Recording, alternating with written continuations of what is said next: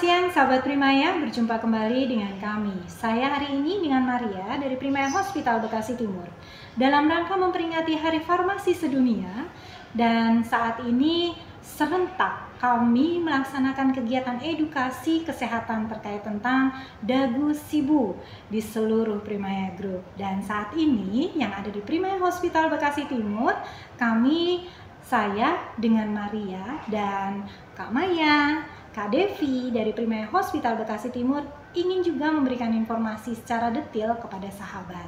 Dan kita sapa dulu narasumber kita hari ini dengan Kak Maya dan Kak Devi. Selamat siang Kak Maya, Kak Devi. Nah, ini adalah dewi-dewi dari barisan paling depan dari farmasi ya. Tugas mereka adalah memberikan edukasi dan informasi terkait tentang tata laksana bagaimana memberikan obat, penyimpan obat, dan lain-lain. Baik, ini Maria mau nanya-nanya dulu deh. Terkait tentang Hari Farmasi, kira-kira apa yang dilakukan, kegiatan apa yang dilakukan untuk Primaya dalam rangka menyambut Hari Farmasi Sedunia ini, Kak? Nah, jadi untuk di Primaya Bekasi Timur sendiri ini, untuk kami ini menjelaskan tentang ada satu materi nih tentang dagu sibu. Nah, kita memberikan materi itu ke pasien-pasien yang ada di sini, yaitu di pasien lobby dan juga ada di pasien di depan farmasi. Oh ya, tadi barengan ya, Iya. karena banyak pintu ya, di mana pasien-pasien atau pengunjung yang kira-kira butuh perlu kita berikan informasi tersebut. Jadi untuk hari ini di Primaya kita melaksanakan kegiatan itu di lobby ya, di lobby di pintu masuk sama di unit rawat jalan. Luar biasa seru tadi ya, kira-kira ada ya ratusan ribuan seru ya. Nah, kira-kira apa tuh di situ yang diinformasikan kepada pasien kita dan pengunjung? Jadi untuk sharing session kita siang ini kita lebih ke bagian dagu sibu ya, temanya dagu sibu. Dagu sibu ini sebenarnya singkatan dari da-nya sendiri itu dapatkan, gu-nya itu gunakan, si-nya simpan, dan bu-nya ini buang. Apa sih objek dari dagu sibu? Dagu sibu ini maksudnya tentang obat. Kita kan farmasi di sini ya, ngolah obat. Nih. Nah, si dagu sibu ini dari mulai dapatkan apa nih? Dapatkan obat dengan benar. Nah, benarnya itu biasanya gimana? Dengan dari advice tenaga profesional begitu. Kalau untuk simpan obat dengan benar juga, dengan baik dan benar. Karena kan penyimpanan kan sangat berpengaruh terhadap stabilitas obat ya. Nah, itu jadi harus diedukasi nih pasien ataupun siapapun yang mendengarkan edukasi siang ini. Lalu gunakan obat dengan sesuai dosisnya, frekuensinya, dan lain sebagainya.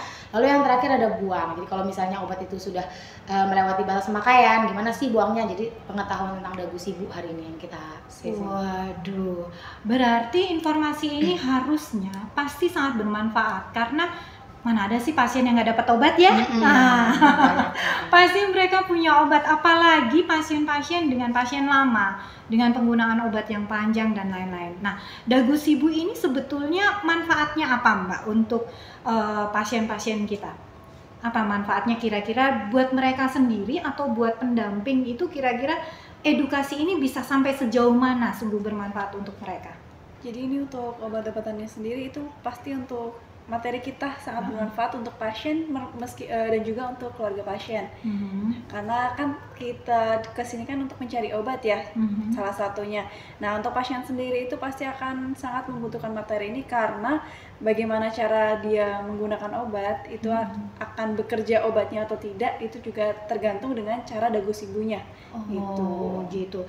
Jadi memang benar-benar sahabat semua, mungkin pasien sendiri atau pendamping perlu juga ini menjadi perhatian penting ya, bahwa kadang-kadang pasien datang sendiri udah sepuh ya, nah nggak udah dapat edukasi paling iya. Nah, disinilah pentingnya kami ingin membuka pintu informasi supaya bisa menjadi perhatian bagi sahabat semua yang ada di rumah, khususnya bagi pendamping keluarga. Siapa tahu mungkin yang diinformasikan oleh petugas dari farmasi kurang jelas. Nah, di sini bisa apa yang harus menjadi perhatian. Nah, kita lanjut dagu sibu itu. Nah, Sekarang kira-kira untuk mendapatkan obat yang benar, bagaimana informasi yang kira-kira kita bisa sampaikan kepada pasien? Pertama-tama untuk kalau mendapatkan obat dengan benar ya, kan pasti obat kalau misalnya pasien ke rumah sakit itu mendapatkan biasanya konsul ke dokter.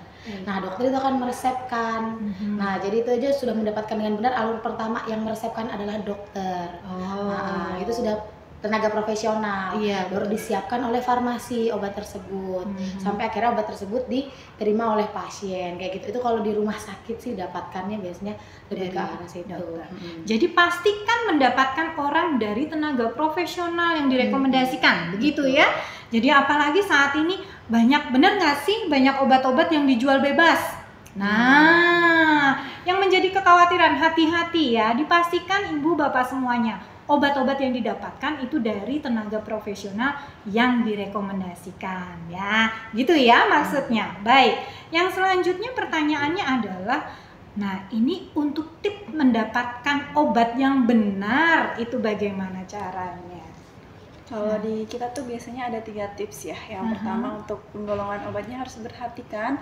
Lalu untuk masa peringatan yang ada di brosur kita juga harus dibaca, dan juga untuk tanggal expirednya atau tanggal kadaluarsanya gitu juga tetap harus diperhatikan. Baik, tapi itu semua ada ya di dalam semua label obat yang diberikan oleh pasien-pasien kita ya. Jadi diperhatikan golongan obatnya. Nah, ini golongan obatnya nanti detail ya diceritakan. Nah, memperhatikan peringatan-peringatannya atau brosurnya.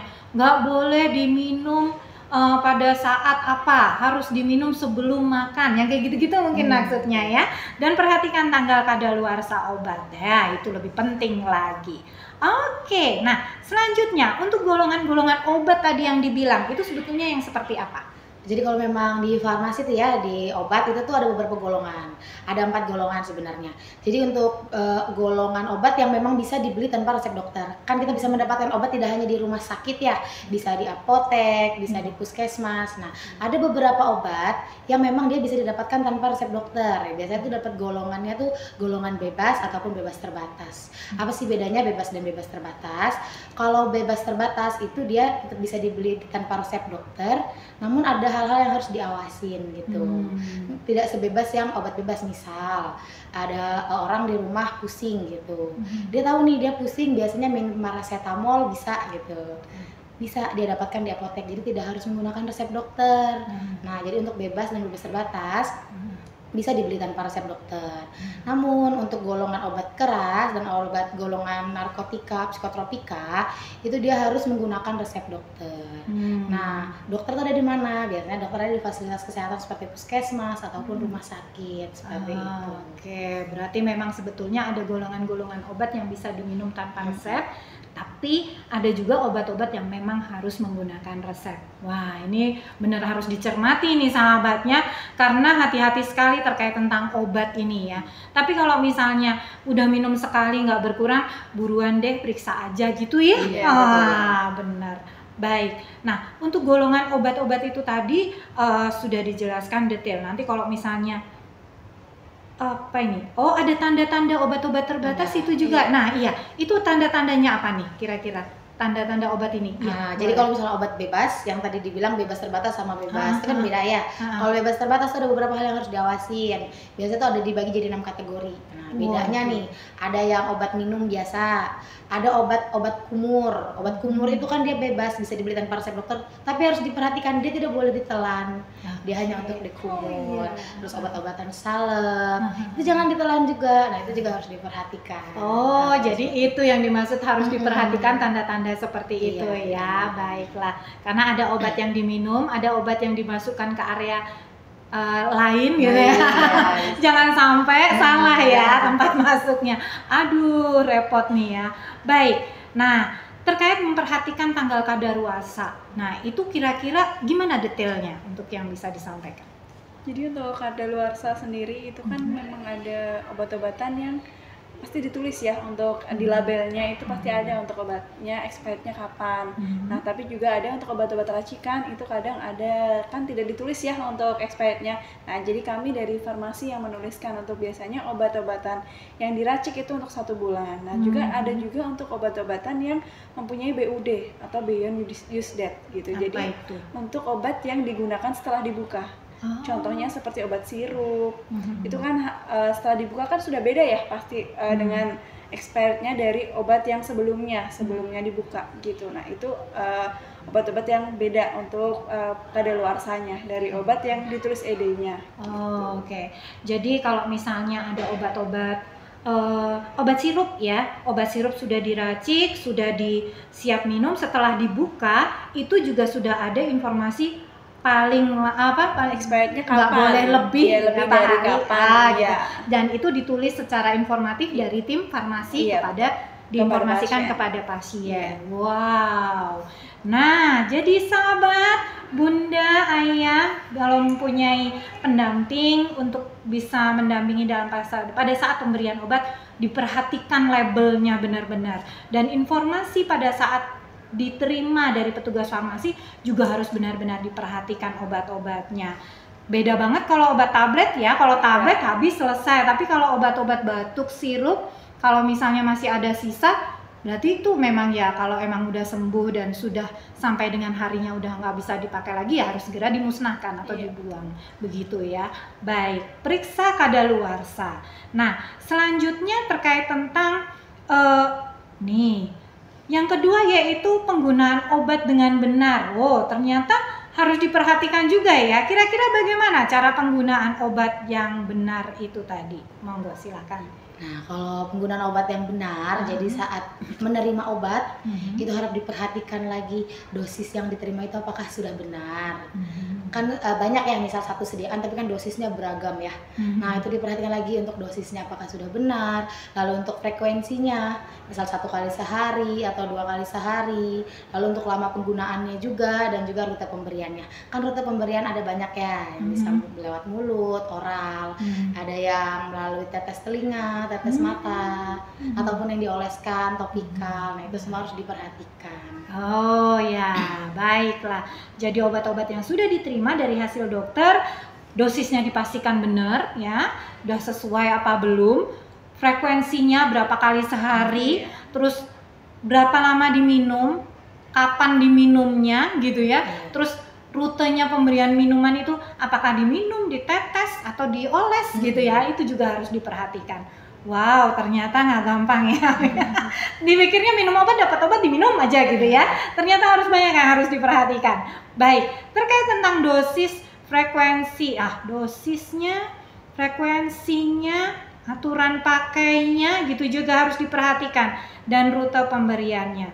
Baik, nah sekarang terkait tentang setelah kita minum obat, nah ada kemungkinan nggak terjadinya potensi terjadi reaksi atau nggak terjadi apa-apa, atau mungkin reaksi positif dan negatif tuh ada ya.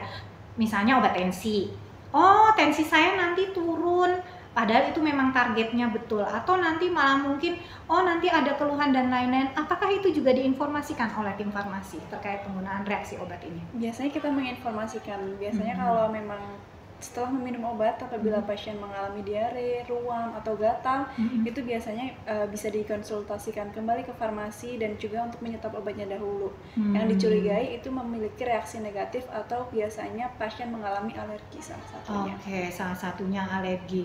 Iya ya, jadi kalau misalnya obat-obat yang sudah direkomendasikan aja ada risiko reaksi negatif juga potensialnya ada, walaupun sudah direkomendasikan. Karena apalagi kalau misalnya obat-obat yang belum pernah kira-kira itu reaksi itu apa saja contohnya? Reaksi itu biasanya ada mual muntah, kram perut, nyeri, karena gatal itu jadi bisa ruam. Nanti terus kadang ada yang sampai diare juga. Iya, disarankan untuk segera melaporkan ke dokter kembali kalau ada keluhan-keluhan tersebut, dan obatnya segera di stop dulu gitu ya. Langsung dibawa aja ya, takutnya apakah itu memang betul obat yang menimbulkan reaksi tadi. Nah, sekarang kan untuk sahabat semua kan punya obat banyak di rumah, simpenan obat banyak. Kadang-kadang masih ada yang diminum, kadang-kadang enggak. Kemungkinan besar untuk terjadinya proses adanya rusak atau obat yang tidak layak. Nah, kira-kira apa ciri-ciri obat ini masih bisa dikonsumsi aman atau tidak? Itu bagaimana ciri-cirinya? Kalau untuk ciri-cirinya obat nih, kan sediaannya ada banyak ya. Ada yang sirup, ada yang padat, ada yang semi solid nih. Misal kalau dari yang cair, seperti yang tadi udah disampaikan ya, kan kalau misalnya obat minum itu habis dibuang kan ada beyond use date atau bisa juga period after opening ya. Nah itu tuh bisa disimpan sampai kapan sih? Misal beberapa obat biasanya di kemasan itu pasti semua identitasnya udah ada. Cuman kan dalam kemasan itu kan tergantung cara kita menyimpannya juga. Nah kalau misalnya obat itu udah rusak, ciri-cirinya apa? Mungkin kalau untuk yang sirup ya, yang cair, itu bisa diketahui dari biasanya ada warnanya berubah, atau mungkin kekentalannya berubah. Misalnya ini sirup udah kental tapi kok berubah dari yang pertama saya buka. Nah itu patut dicurigain, apakah ada kerusakan atau enggak gitu. Baunya bisa dari baunya juga. Atau mungkin ini sirup itu kan satu ini ya, cair ya, maksudnya satu molekul gitu ya, nggak yang terpisah gitu. Beda dengan suspensi ataupun emulsi ya. Nah kalau misalnya itu sebenarnya sirup tapi kok dia ada 2 lapisan, nah, itu patut dicurigain juga. Karena sebenarnya sirup itu harusnya satu. Beda dengan emulsi ataupun suspensi. Refleks langsung dikocok loh. Ternyata itu nggak boleh ya. Kalau misalnya emulsi atau suspensi memang sebelum diminum kan dikocok dahulu. Betul. Cuman kalau sirup itu sebenarnya itu harusnya satu aja gitu. Kalau memang dibilang ini sirup ya Bu, jadi memang nggak boleh ada terpisah gitu separasi ya. Gitu. Namanya separasi. Saya sendiri juga baru tahu ya. Itu langsung otomatis dikocok loh. Baik, ternyata seperti itu. Waduh, berarti kita juga harus memperhatikan obat-obat yang kita memang konsumsi ya, walaupun itu kapsul, tablet, salep, ataupun sirup, memang harus diperhatikan apakah ini masih layak atau tidak. Kalau sekiranya mencurigakan, mengkhawatirkan, mending langsung dimusnahkan atau dilaporkan saja apakah ini masih bisa atau tidak di tenaga medis yang memberikan obat. Baik, ada tambahan informasi lagi sahabat. Nah, untuk mencegah kerusakan obat itu, kira-kira tempat penyimpanan yang bagaimana yang bagus untuk obat-obatan? Biasanya kan kalau di rumah itu ada P3K itu ya, itu salah satu kotak P3K itu salah satu contoh ya yang baik untuk penyimpanan. Dan juga pastikan untuk obat-obat itu terhindar dari sinar matahari, jauh dari jangkauan anak-anak, karena anak-anak itu suka ya sama seperti kalau tablet itu kan kadang ada warna-warnanya. Kayak permen. Iya, itu kan dikira permen betul. Jadi nanti takutnya malah dimainin sama diminum, itu kan berbahaya. Gitu. Jadi kalau bisa dijauhkan dari anak kecil, dijauhkan dari sinar matahari, juga disimpan di tempat yang sejuk aja, tidak perlu di kulkas kalau memang untuk obat-obatan yang tidak perlu di kulkas gitu. Jadi sesuai dengan tempatnya aja. Karena sekarang kan tempat-tempat pouch untuk obat itu udah banyak ya. Jadi dijauhkan dari matahari langsung, tempat yang sejuk saja, nggak perlu di kulkas, kecuali memang ada obat-obat tertentu yang memang penyimpanannya harus di kulkas. Baik. Nah, cara menghancurkan atau membuang atau mengeliminasi obat-obat tersebut, apakah ada cara khusus atau ya dibuang aja deh di tempat sampah? Ya, bagaimana? Sebenarnya ada caranya. Cuma sebenarnya inti dari pemusnahan obat itu tuh intinya sebenarnya mirip-mirip saja ya. Pertama identitasnya itu harus dihilangkan. Dirusak. Identitas obatnya harus dihilangkan. Baru untuk bungkusnya dan sediaan isinya itu sendiri juga harus dipisahkan ya, harus terpisah. Ini kan karena sediaan kita banyak nih, misal dari mulai yang sirup dulu aja deh. Sirup itu kan biasa di botol tuh pasti ada identitas obatnya ya, nama obatnya, sediaannya, dan kawan-kawannya ya. Nah itu harus dicopot terlebih dahulu label obatnya. Jadi kita pertama memusnahkan identitasnya dulu, baru untuk isinya itu sendiri itu tuh bisa dicairkan dulu dengan air. Dicairkan dengan air itu biar apa? Jadi biar rusak, biar nggak bisa dipakai lagi isinya. Baru nanti bisa dibuang. Habis itu dibuangnya kemana? Bisa melalui air mengalir, wastafel gitu, di bawah wastafel di air mengalir gitu. Iya, kalau yang cair sih gitu. Kalau yang padat itu contohnya kan biasanya kadang kita banyak obat tuh tablet, kapsul.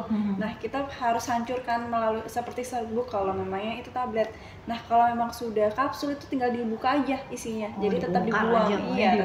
Dibuang. Jadi nanti dijadikan satu, dimasukkan ke plastik, bisa dibuang melalui sampah atau ke ditambah gitu juga bisa biasanya. Wow, informasi ini penting banget karena kita pernah melihat berita-berita ya dari sosial media, banyaknya obat-obat bekas itu ya yang dipungut, dikelola kembali gitu. Nah, ini mungkin menjadi satu perhatian juga untuk sahabat supaya kita lebih memperhatikan kalau memang obat-obat memang sudah tidak berguna lagi, lebih baik dimusnahkan.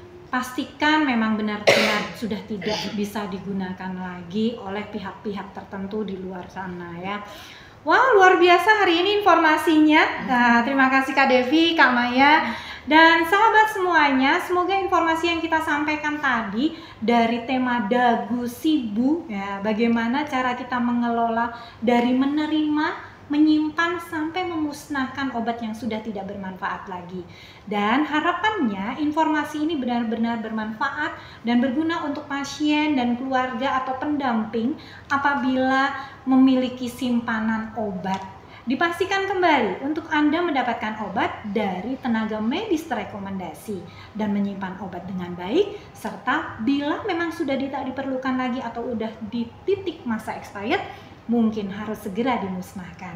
Sahabat semua, bahagia sekali saya Maria, Kak Maya, Kak Devi ada di hadapan Anda memberikan informasi ini dalam rangka memperingati Hari Farmasi Sedunia dan sungguh bermanfaat bagi Anda semua. Tapi sahabat, jangan lupa ditunggu informasi-informasi selanjutnya dari narasumber cantik kita ini terkait tentang obat-obatan ya, terutama edukasi bagaimana mengelola obat untuk cerita selanjutnya. Sahabat semua, terima kasih untuk hari ini. Salam jumpa kembali dengan saya Maria, Maya, dan Devi. Dadah!